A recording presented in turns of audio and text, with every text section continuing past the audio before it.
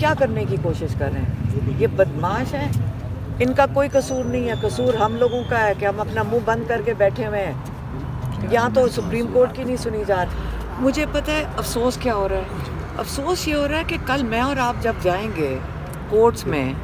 ہمیں کون انصاف دے گا جب یہ تو ججز کی بات نہیں سن رہے ہیں؟ یہ تو لگتا ہے کوئی غڈہ گردی ہو رہی ہے۔ ہمیں تو اپنے لیے فکر کرنی چاہیے سب کو کہ آج اگر وہ شاہ محمود جب نکل رہے تھے وہ کوئی طریقہ کار تھا، یہ تو لگ رہا تھا کوئی غنڈہ گردی ہے، یہ کوئی سپریم کورٹ کی اگر کوئی نہیں سن رہا تو ہم لوگوں کے ساتھ آگے چل کے کیا ہوگا، ہمیں اپنی فکر کرنی چاہیے۔ شاہ محمود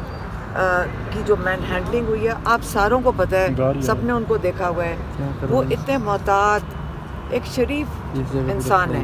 وہ کبھی نہ انہوں نے کچھ کیا ہے۔ ان کو جا کے دیکھیں، ان کو بدتمیزی سے وہ دکھانا چاہ رہے تھے آپ سب کو کہ اگر تم لوگوں نے بھی منہ کھولا نا دیکھو تمہارے ساتھ کیا کرتے ہیں،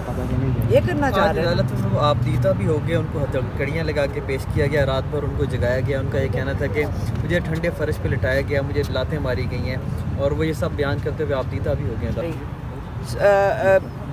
شاہ محمود کے ساتھ کیوں کر رہے ہیں؟ تاکہ وہ ان کو توڑ دیں، یہ کرنا چاہ رہے ہیں، یا اور لوگوں کی گھروں سے خواتین کو اٹھا لیتے ہیں تاکہ ان کے مردوں کو توڑیں۔ خیر میں یہی کہہ سکتی ہوں کہ آپ کو خود خیال کرنا چاہیے کب تک ہم لوگ اس کی اجازت دیں گے۔ جو وکیل کر رہے ہیں دن رات محنت کر رہے ہیں، اور جو لاء کے مطابق اگر کام ہوگا تو ان کو تو جیل میں ہونا ہی نہیں چاہیے تھا۔ اگر لاء کے مطابق کام ہو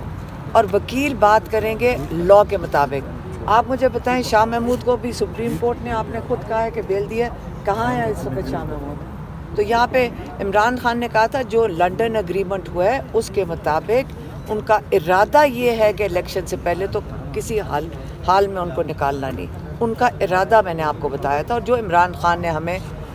اس کا جس کا خدشے کا اظہار کیا۔ آپ نے انٹرنیشنل کہا تھا کہ آپ رجوع کریں گے کورٹ، کر رہے ہیں، اس میں کیا پیش رفت کر رہے ہیں؟ نہیں میں آپ کو کچھ بھی نہیں بتانا،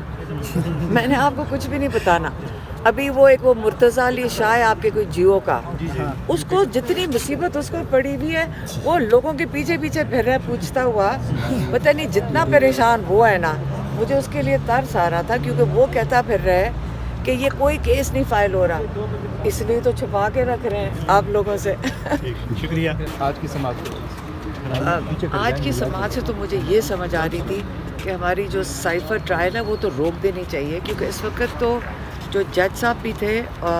وہ بڑے فنڈامنٹل سوالات کر رہے تھے کانسٹیٹیوشنلی۔ انہوں نے کہا کہ یہ ہماری آئین کی تحفظ کے لیے بڑا ضروری ہے کہ ہم اس کو بہت ڈیٹیل میں اس کو ایگزامن کریں، جو دفعات لگائی گئی ہیں خان صاحب کے اوپر، اور یہ کیونکہ آپ نے ٹریزن کی دفعات ہیں اس کو احتیاط کرنی چاہیے، لیکن جب ہم جیل میں جاتے ہیں جو آپ کو پتہ ہے کہ ان کیمرہ ہے، انہوں نے تو یہ بھی کہا تھا اگر فیملی بھی بات کرے گی سائفر کے اوپر تو ان کو بھی ہم جیل میں ڈال دیں گے، میرے خیال میں FIR کاٹ دیں گے۔ تو یہ جلدی بھی ہے، ان کو 8-8 10-10 وٹنسز کو جلدی لا کے ان کو فارغ کر رہے ہیں۔ کس چیز کے لیے جلدی ہے؟ ان کو انہوں نے کنوکٹ کرنا ہے، اس کے اندر بدنیتی نظر آ رہی ہے، بالکل بدنیتی نظر آ رہی ہے۔ آج ہائی کورٹ میں ہمیں یہ تسلی ہوتی ہے کہ وہ بڑے احتیاط اور محتاط کر کے چل رہے ہیں، وہ یہ دفعات کو بھی ایگزامن کر رہے ہیں، اور جو آج پروسیکیوشن جس طرح بات کر رہی تھی اسی سے سمجھ آ رہی تھی کہ میرے خیال میں ان کو بھی نہیں سمجھ آ رہی کہ وہ کر کیا رہے ہیں، اٹارنی جنرل کو بھی نہیں سمجھ آ رہی تھی۔ اور یہ نہیں کہ میں ان کی کوئی برائی یا ان کو انڈرمائن نہیں کر رہی ہوں، لیکن یہ اتنی ٹیکنیکل چیز ہے، یہ سمجھ آئیے کہ صرف ہمیں نہیں سمجھنا، جو لائرز ہیں، اٹارنی جنرل ہیں، پروسیکیوشن ہے، سب کو بیٹھ کے اس کو محتاط ہو کر اس کو استعمال کرنا چاہیے۔ ایک ایکس پرائم منسٹر، ایک ایکس فارن منسٹر جن کے اوپر یہ چارجز لگائے گئے ہیں، یہ ان کو محتاط ہونا چاہیے۔ یہ اس میں بدنیتی نہیں نظر آنی چاہیے کہ جلدی 4 دن میں 10 وٹنسز دن کے لگا کر اور ان کو جلدی سے کنوکٹ کر دیں۔ کیا سزائے موت دینی ہے انہوں نے؟ کیا ان کو